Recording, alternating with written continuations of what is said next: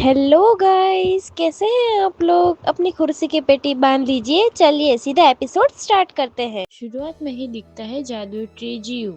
उन दोनों बहनों को नहाकर वापस आते हुए झाड़ियों के पीछे से आवाज सुनकर शायद जादुई ट्री जीव डर जाता है या फिर चौंक जाता है, जिससे वह कांप रहा होता है।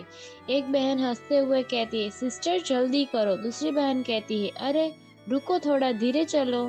अगले सीन में पता चलता है कि डर के मारे जादुई ट्री जीव बौखलाया हुआ दिखता है। जीव सोचता है, क्यों इतना जल्दी क्यों? जीव फिर से सोचता है, मेरे पीछे वाला बेवकूफ पेड़ मेरा जीवन क्यों अवरुद्ध कर रहा है? जीव फिर से सोचता है, मैं अपनी स्थिति में थोड़ा परिवर्तन करने का प्रयास क्यों नहीं कर रहा हूँ?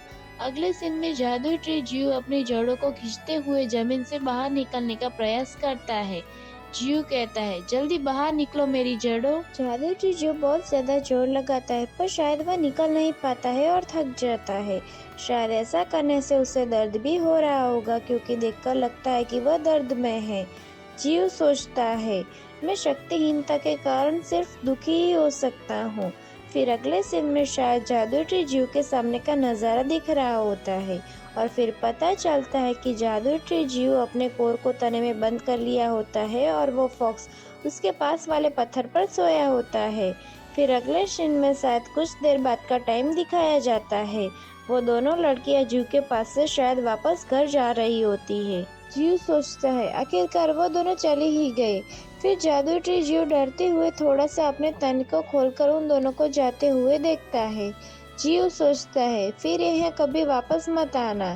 तभी दूर से वह दोनों लड़कियां अचानक पीछे मुड़कर देखती है। पहली लड़की कहती है, ओह चलो चलते हैं। दूसरी लड़की कहती है, हम बाद में यहाँ आएंगे और आपसे मिलेंगे डैड। यह सुनकर जादू ट्री जीव बहुत ही खुश हो जाता है और शर्माने लगता है। शर्म के मारे लड़कियों की तरह लाल हो चुका होता है। अभी भी वह सांप उन दोनों लड़कियों को जादू ट्री जीव के पास देखा था, वही सांप उन लड़कियों को जाते हुए भी देख रहा होता है। अगले सीन में वैली के ऊपर से दिखाया जाता है और आसपास जंगल बहुत ही सुंदर होता है और सामने बड़े बड़े पहाड़ों के बीच सूरज निकल रहा बहुत ही सुंदर और आकर्षित लगता है। जीव कहता है, अनजाने में ही एक सप्ताह और बीत गया, लेकिन इस शांतिपूर्ण घाटी में अलग अलग प्रकार के छिपे हुए खतरे भी है। अगले सीन में एक जोर से चीखता हुआ पेरेग्रिन फैल्कन या फिर कोई चील उड़ रहा होता है, और फिर बहुत सारे पेरेग्रिन फैल्कन बहुत ही तेज रफ्तार से उड़ते हुए दिखते हैं। मुझे लगता है कि जादूई जीव ने पाले हुए पेरेग्रिन फैल्कन बड़े हो चुके हैं। तभी सिस्टम स्क्रीन कहती है, पेरेग्रिन फैल्कन एंट्री लेवल 3। फिर देखता है कि वह सभी पेरेग्रिन फैल्कन शायद किसी चील पर हमला कर रहे होते हैं। हालांकि वे शायद उस चील ने आसानी से अपना बचाव कर ही लिया है। अगले सीन में चील कातिल नजरों के साथ दिखता है, जिसने पेरेग्रिन फैल्कन के हमले को रोक लिया होता है, और उसके आसपास धुआं उड़ रहा होता है और वो चील खतरनाक लग रहा होता है।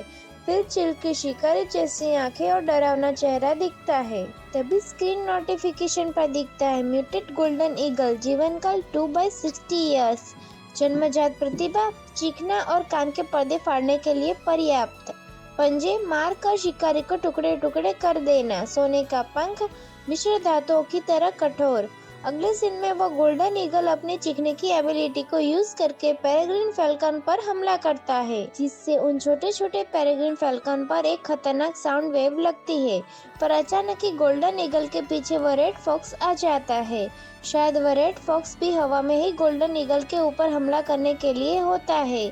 उसे देखकर गोल्डन ईगल डर जाता है, लेकिन रेड फॉक्स अपने दांतों से उन गोल्डन ईगल का पंख या गर्दन पकड़ लेता है।